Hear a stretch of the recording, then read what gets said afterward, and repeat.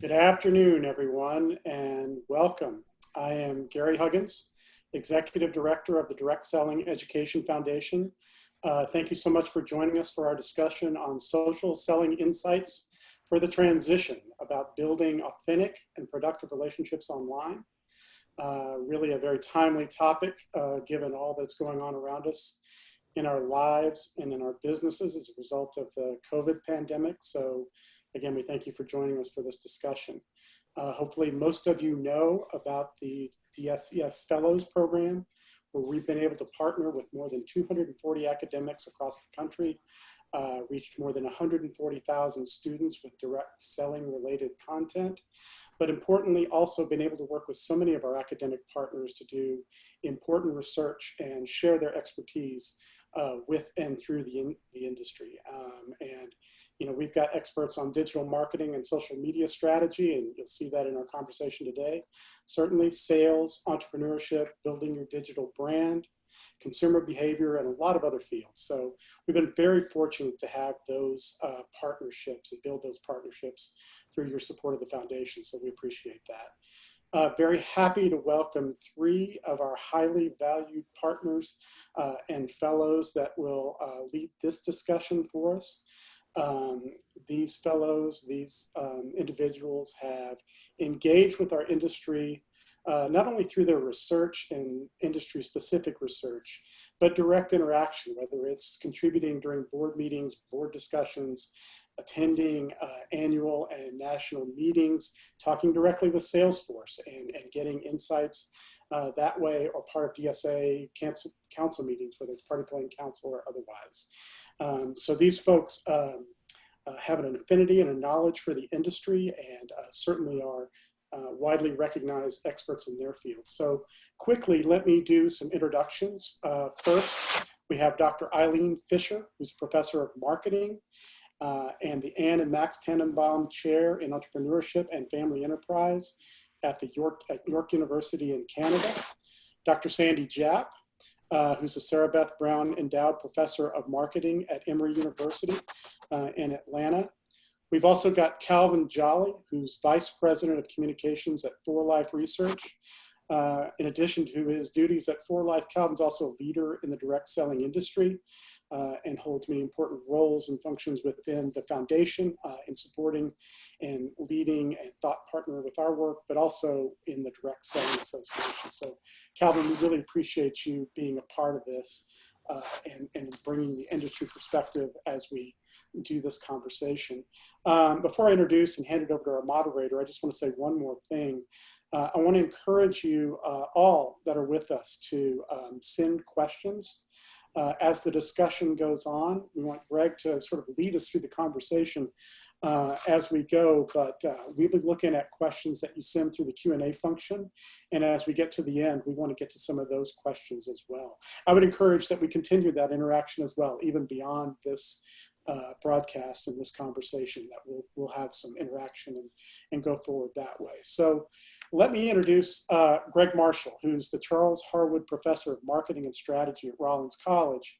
But more than that, Greg's been a longtime friend and contributor to DSEF for sure, the industry broadly, again, with his expertise, his research, his support. He's a nationally recognized expert on sales, marketing, and strategy. Greg, we appreciate the opportunity to work with you on this, and thank you for leading us through this discussion today. Well, thank you very much, Gary. I appreciate that. It's a real pleasure to have the chance to engage with this team today, and it's a fantastic topic. As we know, during this time of social distancing, digital sales and social selling have become an absolutely critical component of acquiring customers and in closing sales. Real time, at the time of this webinar, restrictions for businesses are beginning to ease in some states, but virtual parties, Facebook, Instagram, all sorts of social selling are on the upswing, and they are here to stay. They're not going back into a cocoon as things change. Our panelists today will share how digital strategies used by today's social influencers can help your sales force succeed.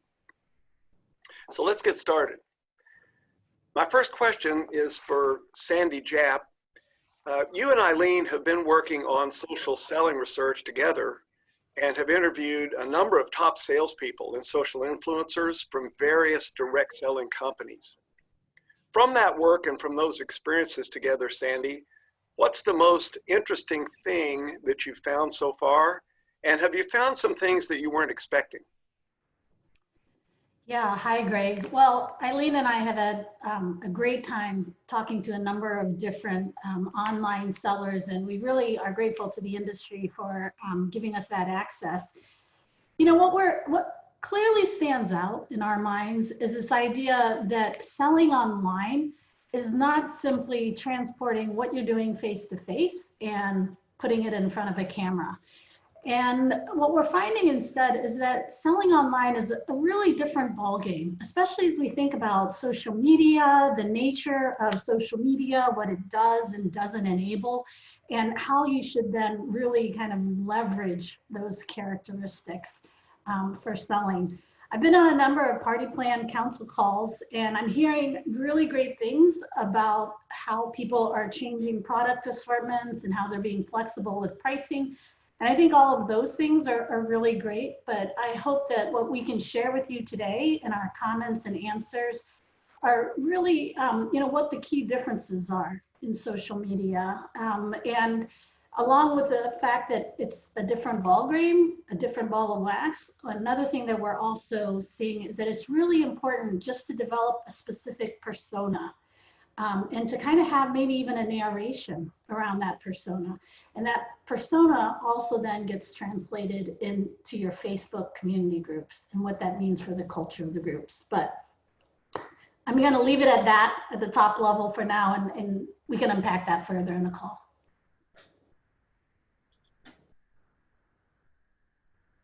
Thank you for that, Sandy. Eileen, turning to you. At a time when consumers are being careful about spending, obviously, and salespeople are concerned about selling to their customers, what purpose can these types of communities serve? It's a very sensitive issue. It's a transformational time for the channel. What are your thoughts on this issue?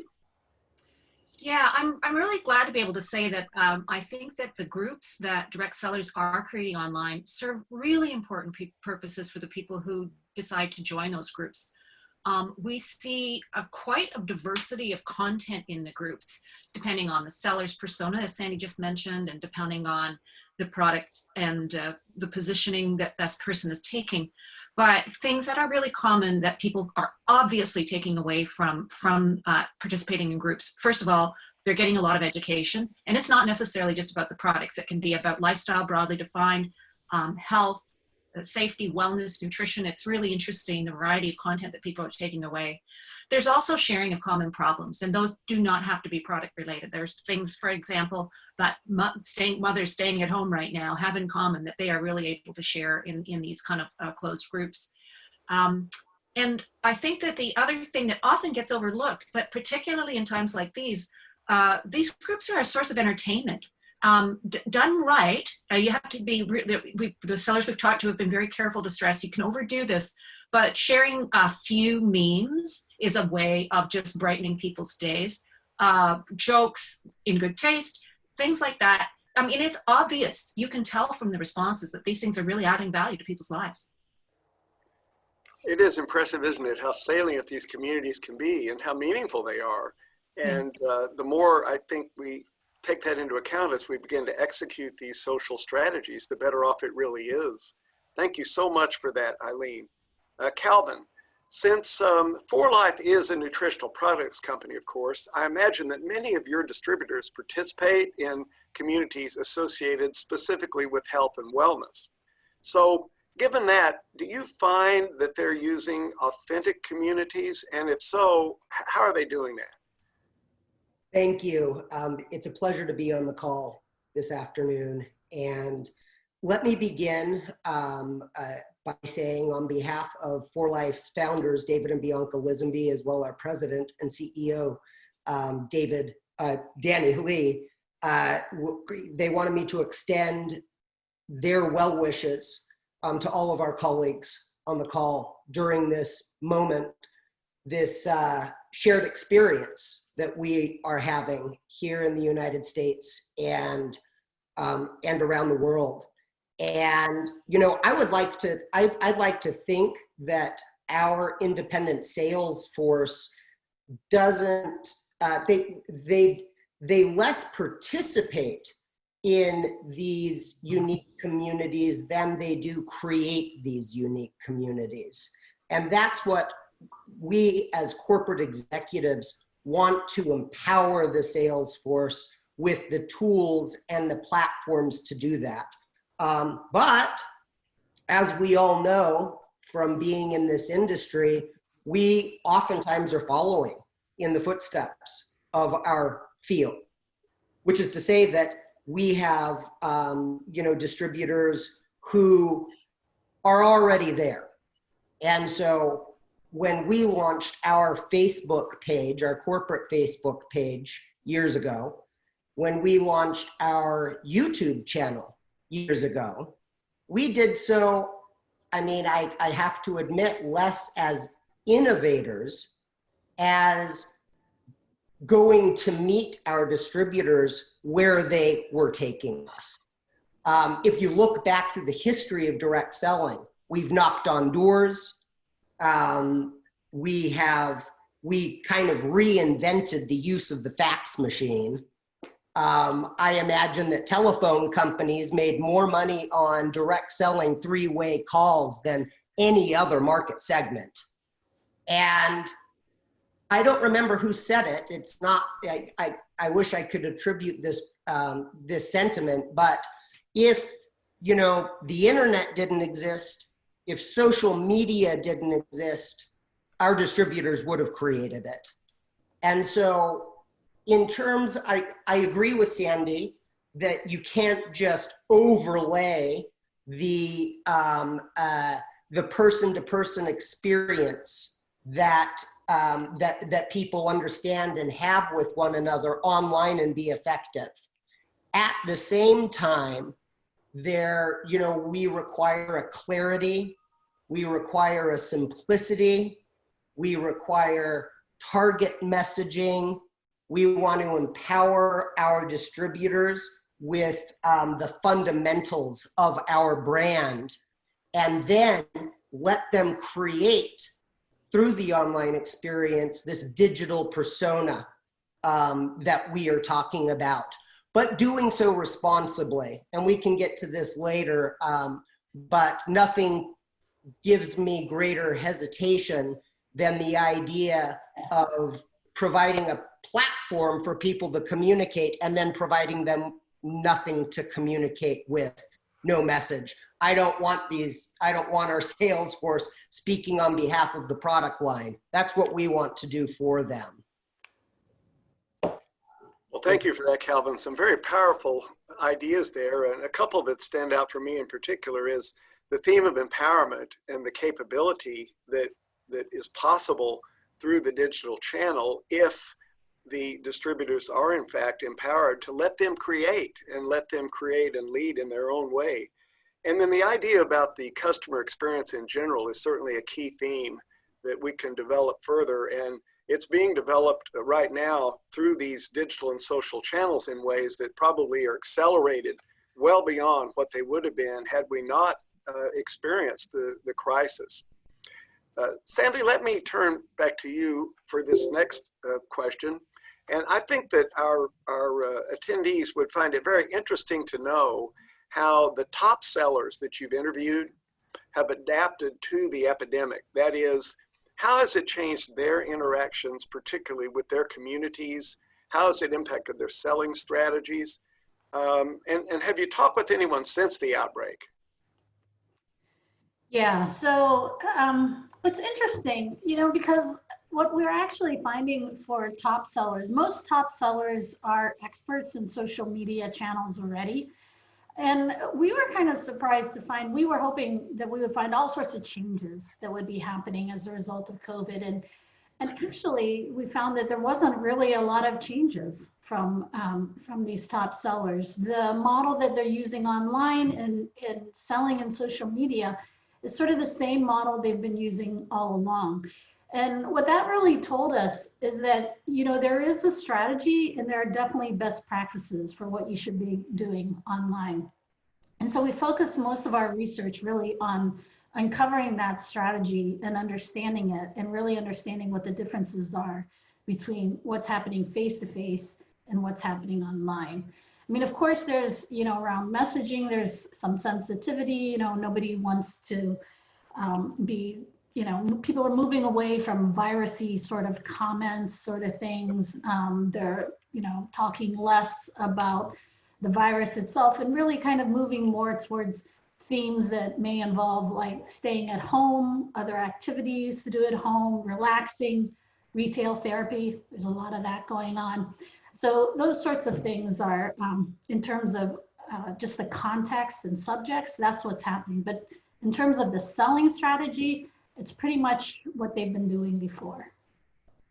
Well, I really appreciate that on multiple levels, Sandy, because I've sort of been envisioning over the past couple of months the role that the direct sellers, the independent representatives are able to kind of play on a broader scale with helping people, not only obviously with their purchases, but helping them relationship-wise kind of through the crisis itself. And so many opportunities continue into the future to build on those relationships that have been developed recently as they've turned to more of these digital and social mechanisms to communicate the messages.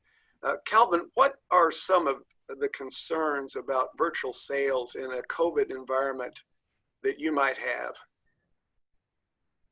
Claims, right? We are a nutritional supplement manufacturer. And so we police and survey our field rigorously. We abide by structure function claims here in the United States of America. And we abide by Ministry of Health rules and regulations in all countries that we operate. It's obviously quite a challenge because we're attempting to empower independent direct sellers with language that is approved for use. And everybody has a testimony about their experience. And it is, you know, it's always a challenge to, you know, to teach what the difference is between a personal experience and testimony and actually being able to share that, right? So we do a lot of policing, we do a lot of training, we provide a lot of marketing, we provide an abundance of content. And may I share my screen for a moment, Greg? Please. If I can do this and see, here we go. Let me see if I can share this out. And so, you know, we want to impart and participate in a strategy of intangibles, right? We want to create trust on a consumer level that develops a confidence among our field. We generate credibility within and for the industry, developing reputation and brand on behalf of our independent direct sellers. And we're 22, 23 years strong in direct selling. And so this all creates a legacy that in turn develops trust. Now, these aren't things that you can sell, right? And developing messages that impart any one of these intangible results, I think, is the ultimate goal of effective communications, no matter where you are, no matter how you're doing it. One quick story I'll share. You had asked about the pandemic communications and tools and the ways in which leaders are reinventing themselves.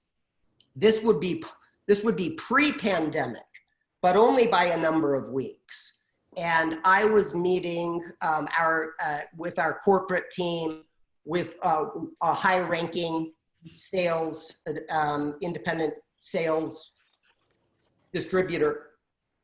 And she shared with me a picture and she says, I want you to see my new technology. And I'm like, shoot it, let's see, what do you have going on? She shot me a picture of her new phone jack and telephone in her house. And she's one of our most successful online sellers. She uses, like Sandy said, she uses social media to great effect. But she's realized that there is something lost in translation.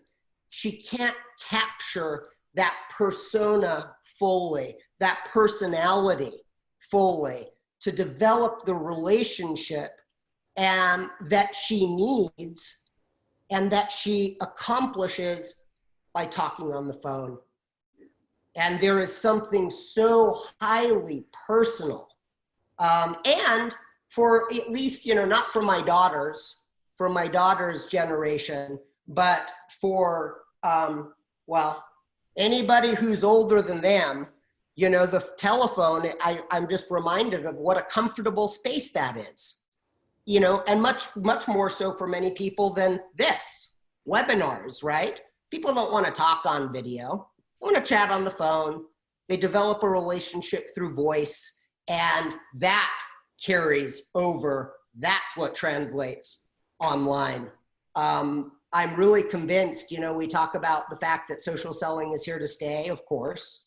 I also think that if it came to never being able to host a party in person or stage an opportunity meeting in a living room, again, our industry would thrive and will continue to thrive. We're early adopters. And if there's one thing that the last 120 years have taught us, is that we are highly flexible in how we deal with adversarial situations and adaptation. So I forgot that I was still sharing my screen.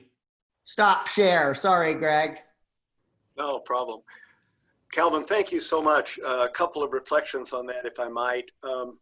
First of all, the level of clarity of that model and of that thought process has to be so incredibly valuable to your sales force, because you talked earlier about the enablement that leads to the things that they're able to do successfully in this new environment. The clarity you've presented here is something that I think any of us can really learn from. We have to adapt it to our own cultures, our own organization styles, leadership, etc. But I'm just so impressed with what you have in place there as a very clear framework. And really the second thing, and this is in the form of more of a follow-up question, if you don't mind, are you having different experiences in different markets around the globe? How is that working for you and for 4Life? Right. Yes. I mean, it's a great question. And there is this shared experience that we are each in our ways suffering through right now. And so there is, for the first time, I think I had never really thought about it, but, sometimes we want to, one of the centerpieces of effective communications, I would argue, is empathy. And you have to understand the needs and the desires of your target audience and your customer. And we are each going through this shared experience right now that I think, sometimes I think humanity as a whole is rather, unsympathetic. But I think that moving forward, we're each going to have something that's highly relatable coming out of this pandemic. Now, I have good friends in India, great colleagues in India that I communicate with on a regular basis. We have an office in Mumbai. India, as you know, is experiencing the largest, longest shutdown in human history right now. I have a friend who is out of our industry who works in travel and leisure in New Delhi, and he hasn't been able to leave his house for 2 months, 2.5 months. And so our experience with selling in India, when it's much more of a, we have a customer base that may not be in some areas as advanced technologically, right? And so how are we communicating with them? How are we getting to them? How are they getting to customers? And so we have, pick and carry markets in Southeast Asia, as well, I believe in South America. Some markets, we actually have a customer base that go into a store to pick up go into our office to pick up their goods on behalf of distributors. And it just creates a series of really unique challenges. We did learn a lot rotating off base ourselves. Like I said, we've got 22 years, and we were, like many of my colleagues and friends throughout this industry, a work from the office corporate culture. We had put a lot of the tools in place that we needed to effectively rotate to a home-based workforce, and it was a remarkable thing to see and participate how effectively our employees have been able to do that. I'm going to share my screen just one more time, if I may. Good. And just go to something else here. Once again, this is something that we did just pre-pandemic, but it has been so important to us. We talk about for life together building people.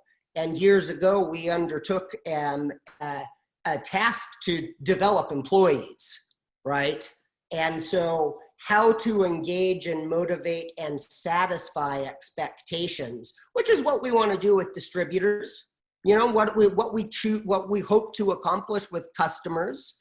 But how do we reach that ideal center in which we are receiving the highest level of commitment from our employees or our distributor base, or for customers, I want them to order a second time, right? And so no matter who I'm talking to, and no matter what the platform is, I'm looking to develop and retain and attract them, And so I need to be simple, I need to be clear, and most importantly, I gotta provide them with a call to action. There has to be something actionable in what I am requesting.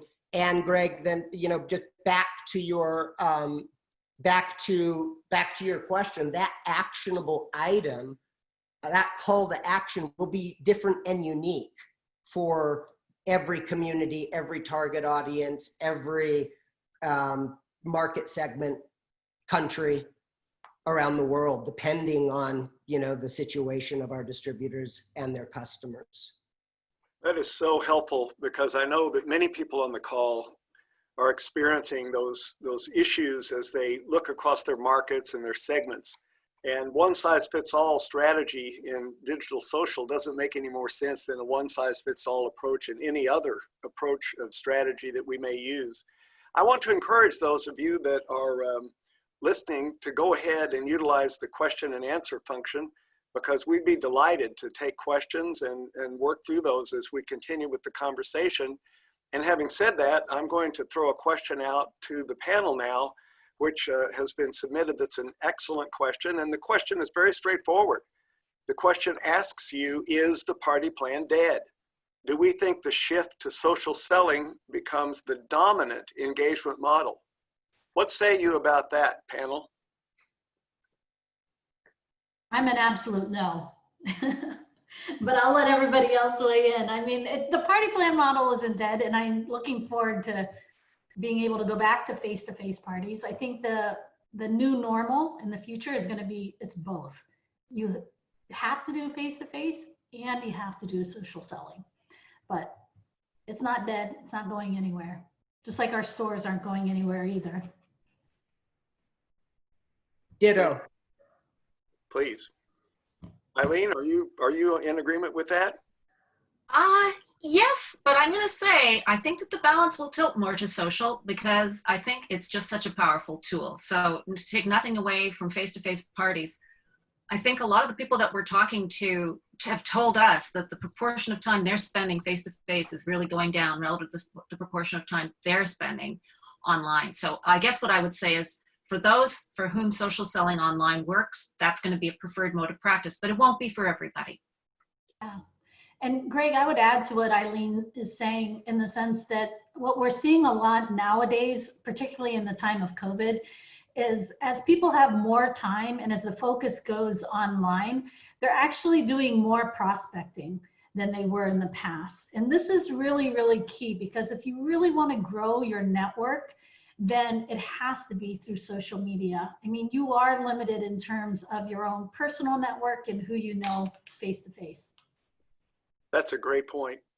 Thank you very much for you all responding to that question. Sandy, while you're on here, may I ask you a question here to follow up on some of your earlier comments about your research? Because the real issue for many of us is, what are some of the best practices that you've gleaned and that you could recommend that companies might share with their sales force as they move online? Great, I thought you would never ask. So, okay, yeah, let me, since Calvin has taken us down the slippery slope of sharing our screens, let me share with you my screen. And I'd like to just share some findings that Eileen and I have. I hope, yeah, I think you can see the slide that says what's new and different, right? Or hold on. How about that? Is that working? Are you guys able to see my new and different slide? We are. Okay, good. Good, good, good. So, all right. What we'd like to do is, I think it's important, first of all, before we get into, how exactly you do this, let's think about what's really new and what's different face-to-face versus online. I've already said that, you need a different model, but what does that mean in social media? So, for example, some of the things that are sort of unique to social media that we don't have face-to-face, first of all, is this idea that on social media and on online channels, you can have this one to infinity reach. And I think this is really why prospecting has become so important these days. Face-to-face, we can do one-to-many, we can do one-to-one, you can do all those things, social media, but you could also really just take over the world. The other thing that we're really seeing on social media is that this magnification effect. So in other words, no matter what your persona is, whether that's good or whether that's bad, when you get on social media and you get in front of a camera, it's going to be 10 times that. Now, when I was a junior faculty member at MIT, they used to tell us that whenever you talk to students, think of yourself as speaking through a megaphone, because that's the way students hear whatever it is that you say. And on social media, I think that's absolutely true as well. The other thing about social media that's sort of unique and different is this ability to search and to find new information. And of course, face-to-face, that's obviously more limited. Another thing that we see on online and digital channels and in social media that's different is this ability to lurk and to listen in. And we see a lot of that, especially in the prospecting stage. Many people find new customers by simply being a part of conversations. If you've ever been on Reddit, there are all sorts of conversations that you can join in and listen to and become a part of. The other thing that's also unique here is because of the range in social media, you can also comment and you can converse and get to meet people that you never would have met face to face. The other thing about social media that's really important is that everything you post is permanent.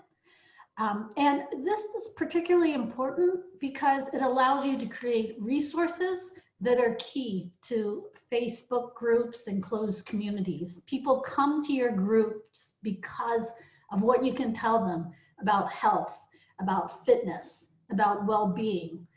And so this is a huge advantage that we don't have face-to-face.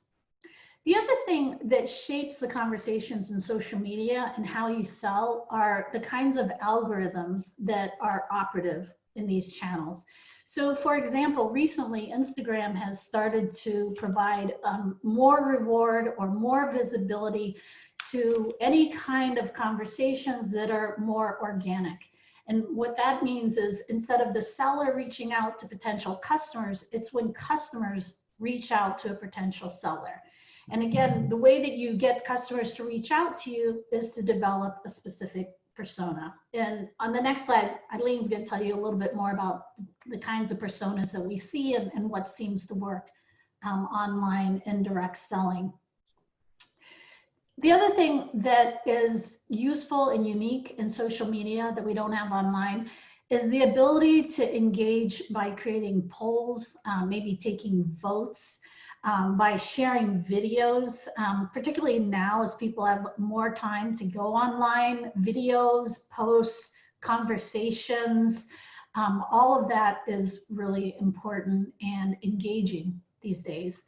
And the last thing, of course, that we've noticed, we were kind of surprised to find this, is that in a lot of closed Facebook groups, there is often a curation in terms of what people are able to see and to hear from other people in the Facebook group and what the narrative or the culture of the group is.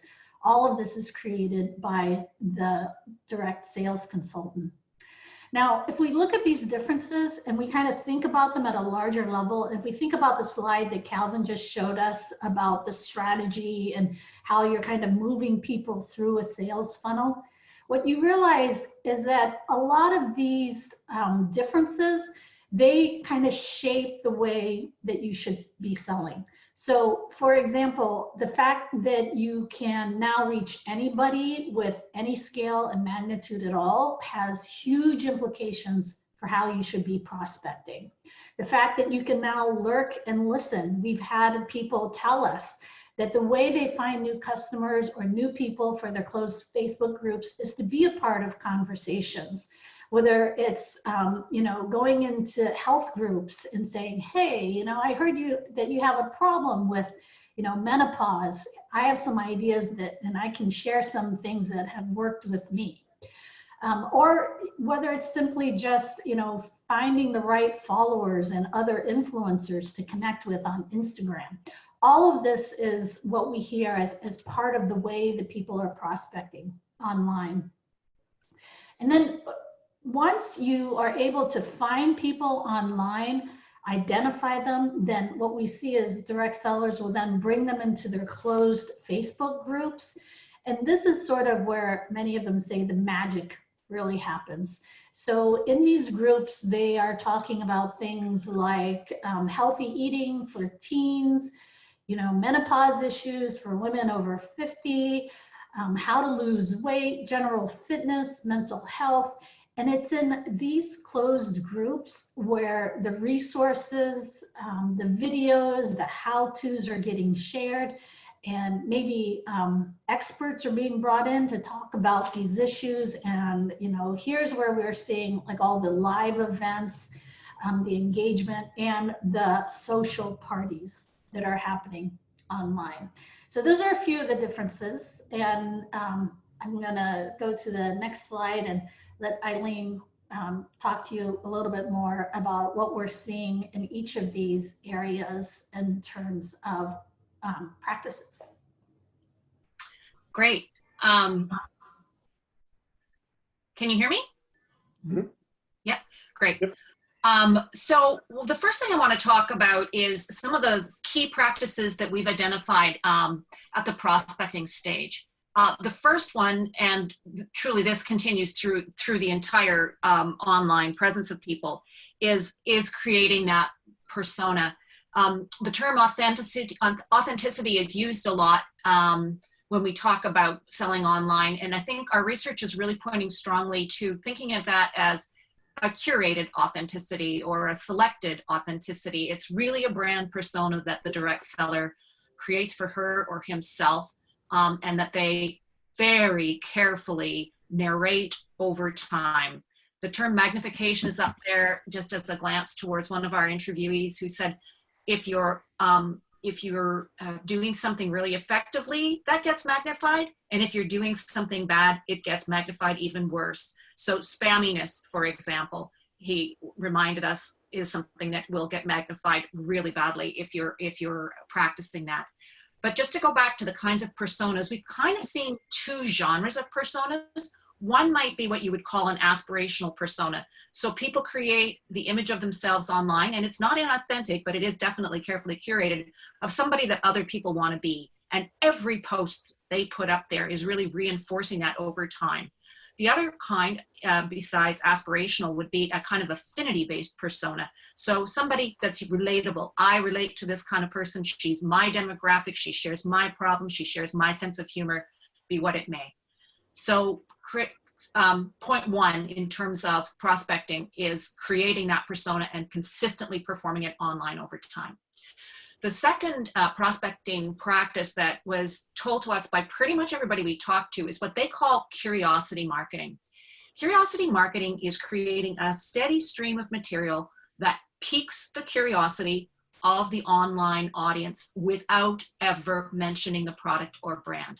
We had various reasons that people told us this was effective. One, if you mention the product or brand that's giving you this wonderful lifestyle, there's nothing to prevent losing your leads to Google. And that was a recurrent theme in what we heard. But the other issue is that sometimes mentioning the product or brand is going to violate some of the regulations on these social media platforms. So that's another reason for not doing that in open groups or on open posts. So curiosity marketing is developing something that sufficiently intrigues the attention of an audience member that they reach out to you. And Sandy mentioned that organic engagement before. This is what that means. It's when rather than the seller reaching out to a prospect, the prospect reaches out to the seller and says, what is it that you do? I would like to know more about how you have that lifestyle, or how you stay that healthy, or how come you are able to sleep at night so well, et cetera, et cetera. So curiosity marketing is one practice that everybody uses. The other thing that we found really interesting, and I think if there's one single takeaway to underscore, Sandy's already referred to it, it's the very proactive prospecting online. Right now we're calling this hunting and gathering, and when I explain it, you'll see why. Our informants, the people we've interviewed, tell us that they spend at least half an hour, many of them spend longer than that, every single day looking for people to recruit to their networks online. These are not part of their existing communities. They're not families. They're not friends. They are not people that they knew back in high school.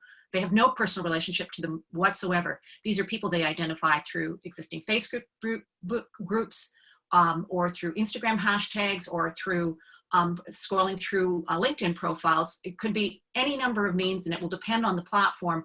But basically, they're looking for someone who's, as one person put it, whose pain they can solve, whose problem they can solve, or for whom they can provide a positive benefit. And that's the hunting part. The gathering part is reaching out to those people, first of all, by commenting on their posts, maybe engaging them in a conversation about something that they've posted, and eventually encouraging them to reach out back to you. So that's hunting and gathering, and it's that process that leads to creating a community that can be part of your closed group. And we can talk a little bit next. Sandy, if you'll advance the slide to the next stage. So value creation in Facebook groups. And I should say that not everybody is using closed Facebook groups. People are using some open groups. People are using other platforms like private groups on Instagram. But from what we've been able to tell, at least, Facebook is the place where most of these private groups are happening. And in those groups, the sellers are doing several things. One of them is connecting whatever was the basis of that persona that they originally projected. They are connecting with the people in their group on the basis of that shared interest, the persona that brought people into the group that has to be constantly reinforced through posts to the group. And one of the things that I think is staggering is just how frequently people post to these groups. It's several times a day. Often people use partners in their groups, whether it's a spouse or other people in the same level of the network. It's almost overwhelming to try and populate a group with enough content completely on one's own, because you need to be making posts on more than a daily basis, and they have to really reinforce the persona that you want. So it's not just wake up, turn on the camera, and say whatever comes into your head. What creates value in these Facebook groups, in addition to reinforcing the sort of persona of the group, is educational materials, searchable content that people can go back and look to, whether it's recipes or workouts or a prescribed practice for healthier living in some way. These things are not only posted for educational purposes, but people can go back to them over time. Finding ways of making these things searchable is part of the art of creating value. Last point here, Sandy's already touched on it, is content curation. We heard an interesting story just last week where one of our informants was telling us how she encouraged some people to post some humorous stuff, but had to curb that when it got too much. So curation may be deleting comments that are off message or off persona. It may be adding in content that's on message, and it may be restricting the volume of message that helps create the warm culture of the group, but distracts if it becomes overwhelming. So that's value creation in the Facebook group. And then the last thing we want to talk about, just as specifically, it's really a part of the Facebook groups, but it's how to cultivate engagement. And live events are a fantastic way of cultivating engagement. Those can be done through the features that are part of platforms like Facebook, or they can be done through meetings such as Zoom, just like we're doing right now. And the informants we talk to use quite a range of things. But those live events are great for creating something that engages people at the time, but also that becomes a resource to them later on. And what we're hearing over and over and over again is that because of the algorithms that are part of these social media platforms, getting people to comment on what you're posting, going beyond even emojis, but to actual conversations. Polls are great for this because it creates the kind of engagement that matters to Facebook and to Instagram, and that will boost you in the rankings. So going back up to the top and prospecting, people can find you and start the curiosity marketing cycle. And I'm going to leave it at that for now. Yeah, and can I just add one little plug here, Greg, before we give it back to you, is we are continuing on in this research. This is thanks to the DSEF, we're able to do this. And if you would like to talk to us more, if you share your stories anonymously, we would love to talk to you. So I'm going to leave my contact information up there and give it back to you, Greg. Oh, that's great. Well, that was just an incredibly impressive summarization of quite a few points that I think could be useful for all of us on this call. Yeah. And Greg, if I could interject one thing as well. Yeah, give me 1 second, Gary, if you would. Yes. I wanted to just reach out with that idea of curiosity marketing very briefly, because I think for all of us, we need to think about that very seriously. And that's actually something that I haven't thought about, and I've been in the marketing business for many years. I think that is so smart. And for us in the direct selling space, if we can create that sort of capability, then it really does give us a completely different way of kind of going to market, and a benefit would be very, very high from that. So sorry, Gary, please jump in. Oh, no worries. No, that's a fantastic point. Didn't mean to interrupt you. I just build on what Sandy said a little bit for our audience and participants. If you want to learn more about the research that Sandy and Eileen and certainly others among our fellows are doing on the industry and with the industry, in partnership with the industry, visit our website. We've got what we call our Ask the Experts series, which is a series of videos where our professor partners talk about their research. They talk about its implications for the industry. They talk about what they're learning. They talk about their expertise and what they're sharing. And we've got these videos cut down in a way, I think they're very useful for your corporate team, your sales force, lots of good ways you can use them. And of course, we're always happy to share the research itself. And thank you, Sandy and Eileen, for making your contact available and your slides available. This is fantastic. Thank you, Greg. Oh, no, that's fantastic. Well, listen, we do want to continue to encourage questions on the Q&A function.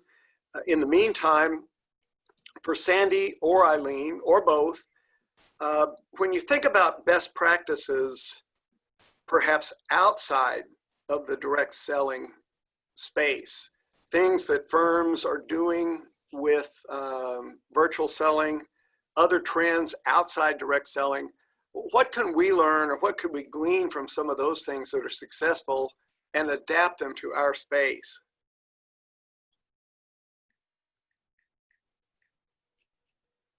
You want to go first, Eileen?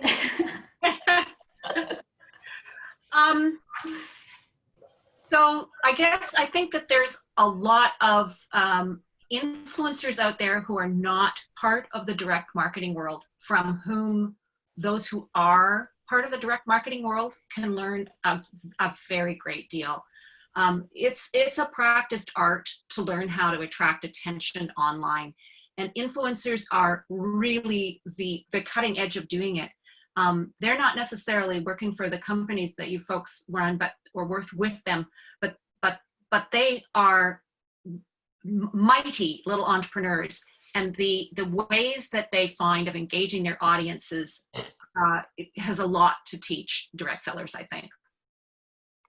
Yeah, and I'll add a few kind of recent trends. So most of you might have heard that recently Facebook and Google are adding in new features to compete with Zoom. So if you already have groups on Facebook, you might want to start to enable and to use those features as well to be able to meet in groups. We know statistically in the marketplace that while online sales are up, they're definitely not compensating for brick and mortar, which has always been over 90% of most retail. The good news is if you can get people online, they will spend about 10 to 30% more. And what we're seeing these days is that more men are willing to go online than pre-COVID. So those are sort of some factoids that might be useful. We also know too that there are only certain categories that are benefiting from online sales these days. I've heard some of them on past party plan calls, like wine and alcohol, of course, but also personal fitness, anything involving health. So if you're in those categories, you should definitely be out there. This is a great time to be selling. And the other thing I think that we're hearing that is important is just this idea that, you know, selling online and what firms are doing in terms of shipping. I mean, buying online is some of the best, some of the safest ways to be purchasing during COVID. And actually, there's a lot of retail therapy going on out there. I've been kind of guilty of it myself, and it's fun. So I think a lot of your customers should be up for that as well. Thank you. Sandy, if I can, Greg, may I build on that for just a moment? Oh, please do. Thank you. So we talk about curiosity marketing. One thing that we can all agree we don't want any curiosity about is pricing. This is one of the contributions that Danny Lee, For Life's president and CEO, brought to the table, and that we have been focusing on, and for a number of pre-pandemic years, put us in a really good place. But back in the day, you bring Uncle John over, you pitch him a product, and tell him that he's going to be able to save money with you, and he's going to believe you. And maybe more importantly than believing you, he's not going to be able to fact check you. But now, if I'm a distributor and I'm attracting a customer and I provide a wholesale price, and then they get on Amazon or eBay and can buy it for cheaper, deal's done. model broken.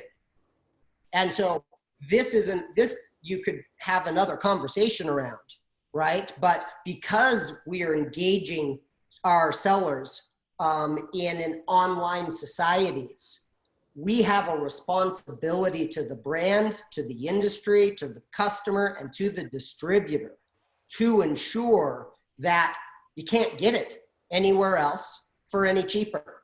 And that's an ongoing activity. We've got great people in the industry whose expertise is this specifically. I think a Momentum Factor out of Austin. However you do it, whether you dedicate internal resources, whether you bring a third-party vendor in to help you, it has got to be done in order. It preserves the sanctity of the product line and the opportunity for everybody. I think that's a great point, Calvin, and that's absolutely what we hear as well.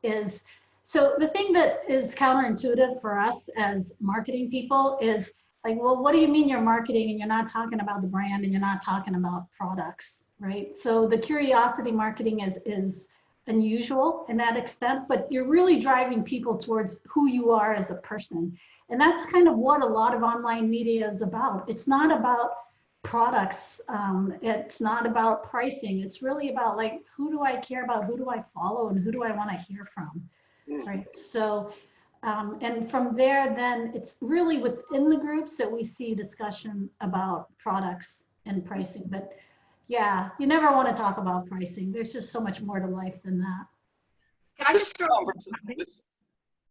we're about out of time. This conversation leads to a question that has come in that I would like one of you to address. It's an excellent question, and here it is. Some social sellers took the approach that more was better, resulting in exposure fatigue for prospects and customers, right? What does the best practice look like in regard to that? Is more better, or how do we try to guard against going overboard and creating too much? Eileen, would you mind taking that one? Happy to talk about that. I mean, I think this is where the closed groups come in. Nobody has to be a member of your group. If they grow into your group, they've given you permission to send material to them. So it's really hard, or it's not hard. I mean, it's much easier to strike the right balance inside a closed group because people are there voluntarily. They can tune out if they want, but if they've come to that group because you are providing something of value, it's unlikely you're going to wear them out. That said, everything can always be overdone, and our informants did talk time and time again about not being spammy. So there's like, if your content is not value added, if it's just more of the same, yeah, then you're running a real risk. But if you're posting several value added things several times a day, there's a fair appetite for that because people who've elected to be part of your group can tune in when and as they want. Mm-hmm. Oh, thank you very much for that. We are getting almost at our time here, and I'm going to turn the microphone back over to Gary Huggins, who, as you know, is the Executive Director for the Direct Selling Education Foundation, and I'm going to let him close out our webinar today. Gary? All right. Hey, Greg, thank you so much. And Sandy, Eileen, and Calvin, that was just a terrific conversation. And I know there's much more to cover, and we look for opportunities to do that. But thank you so much for what you brought to us today. This broadcast will be available going forward, and it's going to be part of the DSA Engage event next week. So this continues on to other audiences, and certainly the conversation, the work, and the study continues as well. So thank you for that. Greg, what a great job for driving this conversation. Thank you for being a part of that, making that happen for us. Also want to say thank you to the DSEF team, who've done just an incredible job of not only pulling this conversation together, but building the partnerships that I talked about at the beginning. 240 plus professors around the country bringing their expertise to the industry, working with us to create content that's valuable for their classroom so that they've reached over 140,000 students with content on direct selling. Just really proud of the job that everyone is on the team has done to make that happen. And thank you to our industry supporters and colleagues who engage with our professor partners to make their research possible. and making data available, for instance, and making access to your companies available to them in doing the great work that they do. So thank you for that. Also wanted to remind everyone that this is the first in a series of seminars and webinars that the foundation will host. We'll have one before long on the transformation of the sales field that Greg and his colleague Bill Moncrief at TCU will lead, and a really fascinating discussion to be had there. We're going to talk about building your digital brand with Stephanie Boyer and Charmaine Otteron at Bryant University. We're going to talk data analytics and virtual tools to improve your business. Dr. Hayajan and Dana Harrison will be a part of that for us. So much more of this to come. Consumer behavior in the new normal, I think, is going to be a fascinating topic that Mike Solomon will lead us through as well. So we thank you for being with us. We thank you for being a part of this, and just want to wish the best to all of you as we go through the challenges we're facing, and reiterate that the foundation, along with the association and our university partners who've been so fantastic in working together with us, are here to help as you go through the transitions and growth and challenges that you're all facing. So again, thank you so much for being with us. Greg, Calvin, Eileen, Sandy, again, thank you so much. Everyone take care. Thank you. You. Take care. Bye.